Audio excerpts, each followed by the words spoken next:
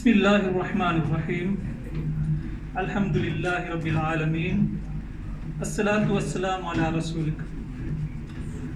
Distinguished scholars, honored brothers and sisters, peace, God's mercy and blessings upon you.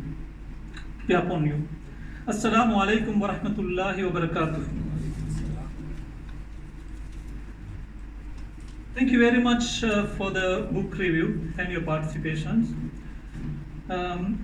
Inshallah, definitely I will correct the errors which noted there in the next edition. So it's valuable feedback for us for the reflection. So definitely I will do that. Thank you very much for the review on the historical perspective, geographical perspective and archaeological perspective of the same book.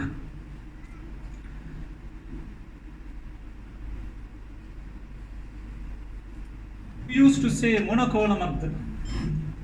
Enna column idu. Why this column? So normally we used to use this term. What happened? When I went through this, it clicked me. People used to call this column. Column is, as we know, that is a tradition which is practiced in the down south, especially Ambalangoda.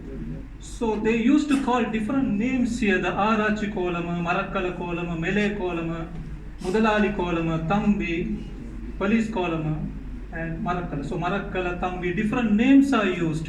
So it clicked to me that why they are calling different names for these columns. So this book tries to find answers to some questions. So who are Sri Lankan Muslims? How and when did they come and how they have settled and became citizens of Sri Lanka? And different names are used for Muslims. The meanings of different names are used for Muslims, especially Yonaka, that's the ancient name which the scholars described here. And the Marakkala, which is not that old like Yonaka, the Marakkala, especially the people who came from India, Marakkaya. So that generation also there. So two generations that I have mentioned in the book, that one is the Yonaka, the other one is the Marakkala. And also we used to call this Tambi. When you go to Ambalangoda and ask about one specific Kolama in their museums, so they used to call this Tambi Kolama, and also Mudalali Kolama. Marikar, how this name has come to the same Muslims or the generations. Mapilas we used to call, Ledbes, Rautars, Pathans who came from Pakistan, and Udayar families. Also, we try to find the answer or try to search solution to the next question is, what are their contributions towards the development of Sri Lanka? The aim of this book that I have mentioned, the 5 aims of this book. One is to connecting communities through the common cultural and traditional practices and rich history they had already. Second aim, to simplify the history. Simplifying 4,000 years of history to reach all levels of people who are interested and not interested in learning history. So what I tried to do was providing literature value of the history book by starting with Kolama traditions. Although this is history book, started with Kolama tradition and ending with the story of Sri Lanka's Robin Hood, Sardhya. More than 100 pictures and few archaeological evidences to make the history live. Easy access to links and related videos by scanning the QR code, special areas that which is mentioned in this book, that is printed on the book itself. And the third aim was learning from our ancestors' contribution and coexistence as contributing member to the society. So they were the contributing members to the society in two ways, which is appealing now in our syllabus, school syllabus, that we are appealing, creating the citizens, not only patriotic citizen, but also the global citizen. Patriotic citizen who love and sacrifice for the country, and the global citizen who represent the country to the globe and systematically facing the challenges and threat from the globalization. So the complete citizen is patriotic plus the global citizen. And fourth matter is unity and coexistence through communication and languages. As we know, one of the major causes of the ethnic war, which was the language issue.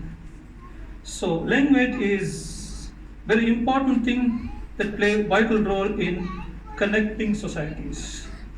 So languages play, yes, this book highlights the linguistic connection among the societies. Arabic was one of the widely spoken language in Sri Lanka. We can see the inscriptions, those we can find that Arabic was widely spoken English in Sri Lanka, widely spoken language in Sri Lanka. And I have mentioned two languages here. One is the Arabic language, that is Arabic Tamil. Still we are using that. 52 million people are using that language from South India as well as from Sri Lankan context. So still we have Talaipath, all these books are still in Arabic language. Arabic is the language which is the mix of Arabic and Tamil language. So it is pronounced as Tamil, but it's written as Arabic. Also, Urdu language, that is the connection between Arabic and Hindi language.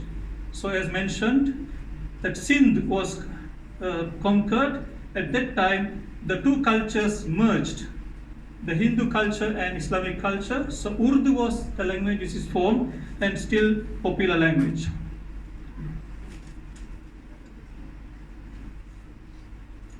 Okay, something that I wanted to share. This is my first initiative. But the total guidance and support was given by my beloved wife, Fatima Siana. All credits, whatever, should go to her. Her fluency in all three languages, especially in English and Sinhala, and her connection to other communities was my greatest strength to think of this work. But at the finalizing stage, she had to return to her Creator. Allahumma furlaha warhamha.